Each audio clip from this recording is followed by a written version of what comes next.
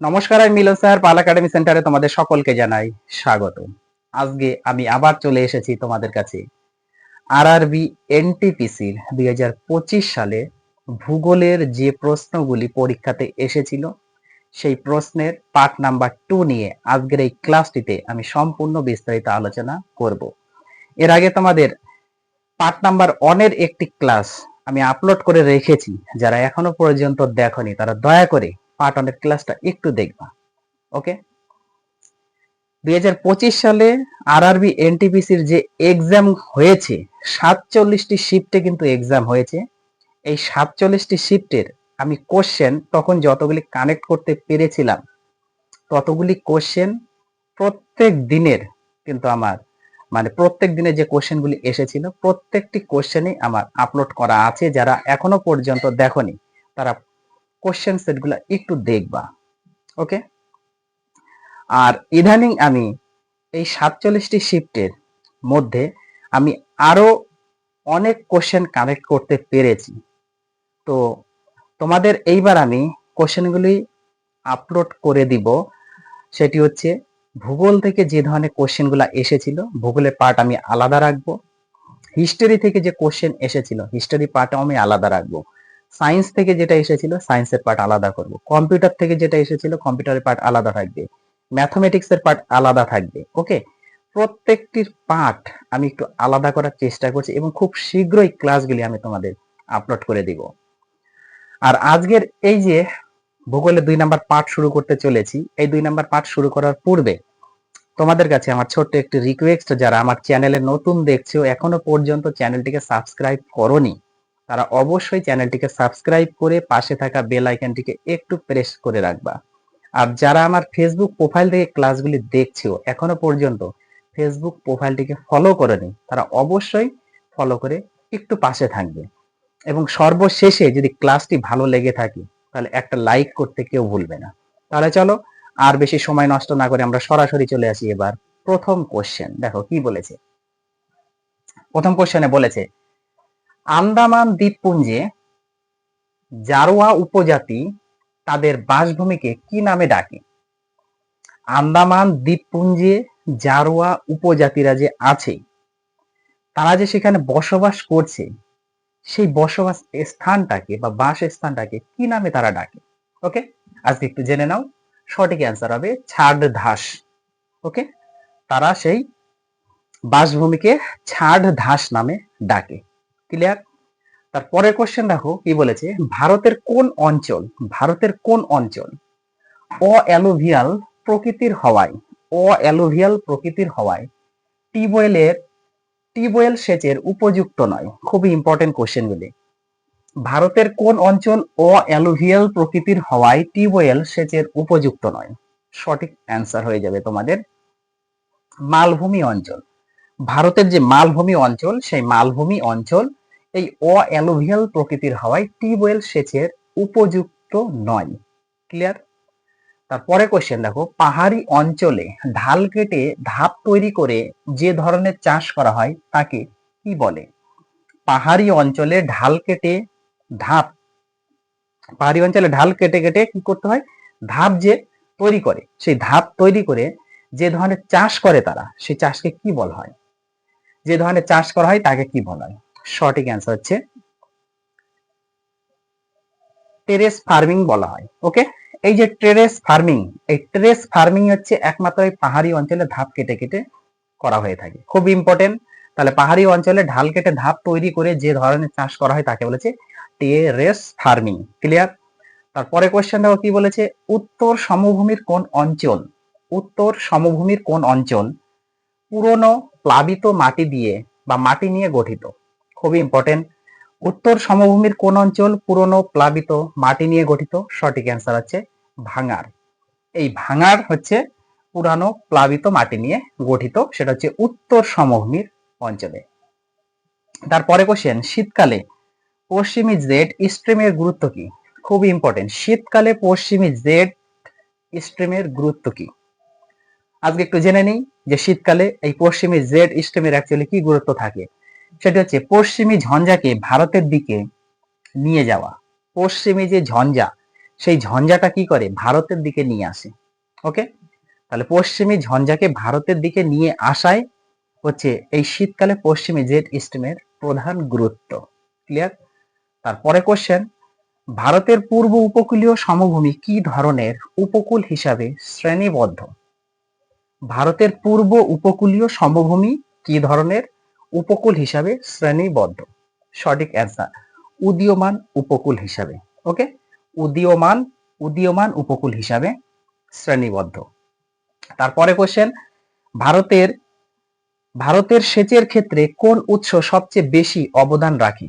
ভারতের যে সেচ, এই সেচের ক্ষেত্রে কোন উৎস সবচেয়ে বেশি অবদান রাখে? যে উৎসটি সবচেয়ে বেশি অবদান রাখে সেই উৎসটি হচ্ছে, আমি কিন্তু অপশন দেইনি, আমি সরাসরি অ্যান্সারগুলি লিখে রেখেছি, তোমরা সকলে দেখতে পাচ্ছ, সেটা হচ্ছে টিউবওয়েল ও খাল। তার মানে টিউবওয়েল ও খাল হচ্ছে ভারতের সেচের ক্ষেত্রে সবচেয়ে বেশি অবদান রাখে, টিউবওয়েল ও খাল। ক্লিয়ার? তারপরে কোশ্চেন দেখো কি বলেছে। তারপরে কোশ্চেনে আসি, ভারতের নিচের কোনটি একটি ভূগর্ভস্থ সেচের উৎস? ভারতের নিচের কোনটি একটি ভূগর্ভস্থ সেচের উৎস? এখানে আমি একটু অপশন দিয়েছি, কারণ এই কোশ্চেনটি অপশন না ছাড়া একটু সমস্যা হবে। 1 নাম্বার অপশন পুকুর, 2 নাম্বার অপশন হচ্ছে ট্যাঙ্ক, 3 নাম্বার অপশন হচ্ছে নদী খাল, 4 নাম্বার বলছে উন্মুক্ত কূপ। তাহলে এই 4টি অপশনের মধ্যে কোনটি সঠিক অ্যান্সার হবে? ভারতের নিচের কোনটি একটি ভূগর্ভস্থ সেচের উৎস? সঠিক অ্যান্সার হয়ে যাবে অপশন নাম্বার 4, এই যে উন্মুক্ত কূপ। এই উন্মুক্ত কূপ হচ্ছে ভারতের একটি ভূগর্ভস্থ সেচের উৎস। ক্লিয়ার? তারপরে কোশ্চেন দেখি এবার কি বলেছে। এবার পরে কোশ্চেন একটু চোখ রাখি। দেখো পরে কোশ্চেনটি বলেছে যে ভারত ভুটান সীমান্ত প্রধানত নিচের কোনটির মাধ্যমে নির্ধারিত? দেখো কোশ্চেনটির আমি 4টে অপশন দিয়ে রেখেছি, 4টে অপশন আগে আমরা একটু পড়ে নেই। অপশন নাম্বার 1 এ বলেছে সীমান্ত প্রাচীর, অপশন নাম্বার 2 তে বলেছে মরুভূমি, 3 তে বলেছে বাণিজ্যিক চৌকি, 4 বলেছে পর্বত ও চুক্তি। তাহলে ভারত ভুটান সীমান্ত প্রধানত নিচের কোনটির মাধ্যমে নির্ধারিত? ভারত আর ভুটানের যে সীমান্ত সেটা কোনটির মাধ্যমে নির্ধারিত হয়? এখানে অপশন নাম্বার 4 পর্বত ও চুক্তি, পর্বত ও চুক্তি, এই অপশন নাম্বার 4 হচ্ছে তোমাদের কারেক্ট অ্যান্সার। ওকে, তারপরে কোশ্চেন দেখো কি বলেছে। ভারতে মৌসুমী বাতাসের দিক পরিবর্তনের ক্ষেত্রে সবচেয়ে গুরুত্বপূর্ণ কারণ কোনটি? ভারতে মৌসুমী বাতাসের দিক পরিবর্তনের ক্ষেত্রে সবচেয়ে গুরুত্বপূর্ণ কারণ কোনটি? 4টে অপশন দিয়েছি, 4টে অপশন একটু আমরা জেনে নিই। অপশন নাম্বার 1 এ বলেছে মৌসুমী চাপ ব্যবস্থা, অপশন নাম্বার 2 বলেছে অক্ষাংশ, অপশন নাম্বার 3 বলেছে ভূপ্রকৃতি, অপশন নাম্বার 4 বলেছে সমুদ্র স্রোত। তাহলে এই প্রশ্নের সঠিক উত্তর হয়ে যাবে তোমাদের অপশন নাম্বার 1 মৌসুমী চাপ ব্যবস্থা হলো ভারতের মৌসুমী বাতাসের দিক পরিবর্তনের ক্ষেত্রে সবচেয়ে গুরুত্বপূর্ণ একটা কারণ। ক্লিয়ার? তারপরে কোশ্চেন খেয়াল করো, দেখো কি বলেছে, নিচের কোনটি থর মরুভূমির আশেপাশের বৈশিষ্ট্য নয়? নিচের কোনটি থর মরুভূমির আশেপাশের বৈশিষ্ট্য নয়? থর মরুভূমির আশেপাশের বৈশিষ্ট্য নয় কোনটি? অপশন নাম্বার 1 বিন্ধ্য পর্বত, অপশন নাম্বার 2 আরাবল্লী পর্বত, অপশন নাম্বার 3 কচ্ছেরন, অপশন নাম্বার 4 সিন্ধু নদী সমভূমি। তাহলে এই 4টে অপশনের মধ্যে সঠিক অ্যান্সার হয়ে যাবে তোমাদের বিন্দু পর্বত, অপশন নাম্বার 1 হচ্ছে কারেক্ট অ্যান্সার। তাহলে নিচের কোনটি থর মরুভূমির আশেপাশের বৈশিষ্ট্য নয়? সঠিক অ্যান্সার হচ্ছে বিন্দু পর্বত থর মরুভূমির আশেপাশের কোনো বৈশিষ্ট্য নয়।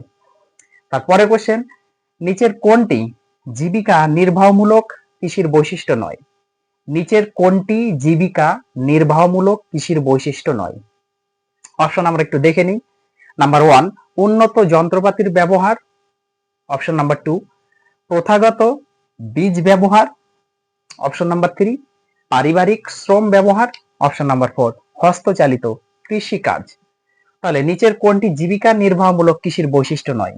অপশন নাম্বার 1 হচ্ছে তোমাদের কারেক্ট অ্যান্সার উন্নত যন্ত্রপাতির ব্যবহার। উন্নত যন্ত্রপাতির ব্যবহার হচ্ছে কৃষির একটি বৈশিষ্ট্য নয় বা জীবিকা নির্বাহমূলক কৃষির বৈশিষ্ট্য নয়। তারপরে কোশ্চেন দেখো কি বলেছে, ভারতের যেসব শহরের জনসংখ্যা 5,000-এর বেশি, ভারতের যেসব শহরের জনসংখ্যা 5,000-এর বেশি কিন্তু 10,000-এর কম, সেগুলি কোন শ্রেণীর শহর হিসাবে শ্রেণীবদ্ধ হয়?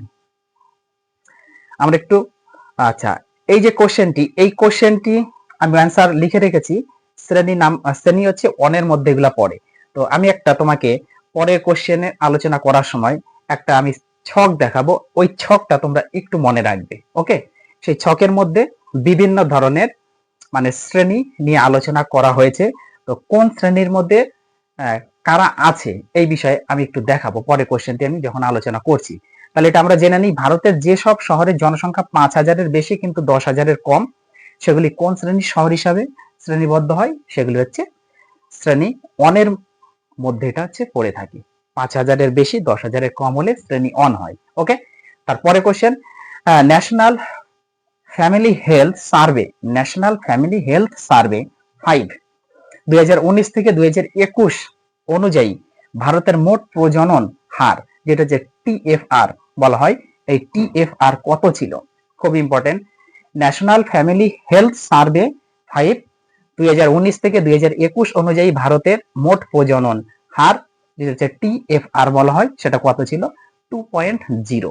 ওকে, 2.0 ছিল। তাহলে আমরা এবার পরের কোশ্চেনটি দেখে নিই, এবং কোশ্চেনগুলি দেখার সঙ্গে সঙ্গে আমরা একটু ছকটা নিয়ে একটু আলোচনা করবো। ওকে, দেখো কি বলেছে পরের কোশ্চেনে। পরের কোশ্চেনে বলেছে যে, তাহলে এবার আমরা একটু ছকটা দেখে নিই যে ছকের মধ্যে অ্যাকচুয়ালি কি বলেছে। দেখো, প্রথমে হচ্ছে আমাদের হচ্ছে শ্রেণী, তারপরে হচ্ছে জনসংখ্যার পরিসীমা। তার মানে এই যেখানে 1 লাখ বা তার বেশি যদি হয়ে থাকে কোনো শহরে যদি জনসংখ্যা, সেটি কোন শ্রেণীর মধ্যে রাখা হয়? তাহলে 1 লাখ বা তার বেশি হলে শ্রেণী অনের মধ্যে তাকে রাখা হবে সেই শহরটিকে। তারপরে 50,000 থেকে 99,999 যদি হয়, তাহলে তাকে 2 নাম্বার শ্রেণীর মধ্যে রাখা হয়। ওকে, তারপরে দেখো 20,000 থেকে 49,999 যদি হয়, তাহলে সেটাকে 3 নাম্বার শ্রেণীর মধ্যে রাখা হয়। এবার 10,000 থেকে 19,999 এর মধ্যে, সেটা হচ্ছে শ্রেণী নাম্বার 4-এর মধ্যে তাকে রাখা হয় সেই শহরটিকে। এবার 5,000 থেকে 9,999 এর মধ্যে যদি থাকে, তাহলে সেটি শ্রেণী নাম্বার 5-এর মধ্যে রাখা হবে সেই শহরটিকে। তারপরে 5,000-এর যদি কম হয়, 5,000-এর যদি কম হয়, তাহলে সেই শহরটিকে শ্রেণী নাম্বার 6-এর মধ্যে রাখা হয়। তাহলে এর আগের যে কোশ্চেনটি আমরা পড়লাম, সেখানে আমাদের কিন্তু অ্যান্সারটা একটু ভুল হয়ে গেছে, তোমরা একটু ঠিক করে নাও। ওখানে কিন্তু শ্রেণী অন ছিল। ওকে, শ্রেণী অন হবে না, শ্রেণী নাম্বার হচ্ছে 5 হবে। কারণ কোন শহরের জনসংখ্যা যদি 5,000-এর বেশি আর 9,999, মানে 5,000-এর বেশি এবং 10,000-এর যদি কম হয়, তাহলে সেটা হচ্ছে শ্রেণী নাম্বার 5-এর মধ্যে থাকবে। ওখানে কিন্তু আমাদের শ্রেণী নাম্বার 1 ছিল। এই কোশ্চেনটি কিন্তু অ্যান্সার ভুল হয়েছে, এই অ্যান্সারটা তোমরা একটু ঠিক করে নাও, সেখানে হয়ে যাবে হচ্ছে শ্রেণী নাম্বার 5। ক্লিয়ার? তারপরে কোশ্চেন দেখো কি বলেছে। বলেছে যে অরুণাচল প্রদেশের পূর্বে কোন দেশ অবস্থিত? অরুণাচল প্রদেশের পূর্বে কোন দেশ অবস্থিত? খুবই ইম্পর্টেন্ট। অরুণাচল প্রদেশের পূর্ব দিকে কোন দেশ অবস্থান করেছে? সঠিক অ্যান্সার আছে মায়ানমার। মায়ানমার যে দেশটি আছে, সেই মায়ানমার দেশটি হচ্ছে অরুণাচল প্রদেশের পূর্ব দিকে অবস্থান করেছে। তারপরে কোশ্চেন, ভারতের গভর্নমেন্ট ইনফ্রাস্ট্রাকচার উদ্যোগের অধীনে কোনটি একটি পরিকল্পিত শিল্প করিডর নয়? খুবই ইম্পর্টেন্ট কোশ্চেনটি। কি বলেছে দেখো, বলেছে যে ভারতের গভর্নমেন্ট ইনফ্রাস্ট্রাকচার উদ্যোগের অধীনে কোনটি একটি পরিকল্পিত শিল্প করিডর নয়? অ্যান্সারটা জেনে নাও আজকে। Kolkata Lucknow industrial corridor.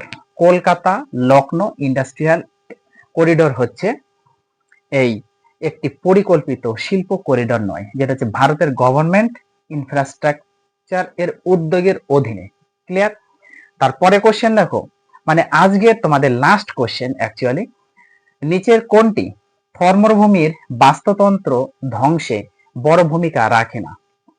নিচের কোনটি থর্মরুভূমির বাস্তুতন্ত্র ধ্বংসে বড় ভূমিকা রাখে না? আমরা অপশনগুলো একটু পড়ে নিই। জলবায়ু পরিবর্তন, না অনিয়মিত বৃষ্টিপাত, না গবাদি পশুর চারণ, না স্থানীয় গাছের ব্যাপক রোপণ। এই যে 4টে অপশন, এই 4টে অপশনের মধ্যে কোন অপশনটি ঠিক তোমরা একটু বলো। নিচের কোনটি থর মরুভূমির বাস্তুতন্ত্র ধ্বংসে বড় ভূমিকা রাখে না? সঠিক অ্যান্সার হয়ে যাবে অপশন নাম্বার 4, স্থানীয় গাছের ব্যাপক রোপণ। স্থানীয় গাছের ব্যাপক রোপণ হচ্ছে সঠিক অ্যান্সার এই প্রশ্নের। ওকে, তাহলে এই ছিল তোমাদের আজকের পার্ট 2 ভূগোল থেকে যে ধরনের প্রশ্নগুলি এসেছিল সেই পার্ট 2 কোশ্চেন আমি আলোচনা করলাম। পার্ট 1 এর ক্লাসটা তোমরা একটু দেখবা, আর পার্ট 2 আজকে হয়ে গেল। নেক্সট ডে আসবো আমি পার্ট নাম্বার 3 নিয়ে। তাহলে এই ক্লাসটা যদি ভালো লেগে থাকে তাহলে অবশ্যই একটা লাইক তোমরা দিয়ে যাবে। তাহলে কোশ্চেনগুলো তোমরা রিভাইজ করতে থাকো, আমি আবার আসবো পরবর্তী পার্ট নিয়ে। তাহলে আজকের মতো আমি এখানেই শেষ করছি।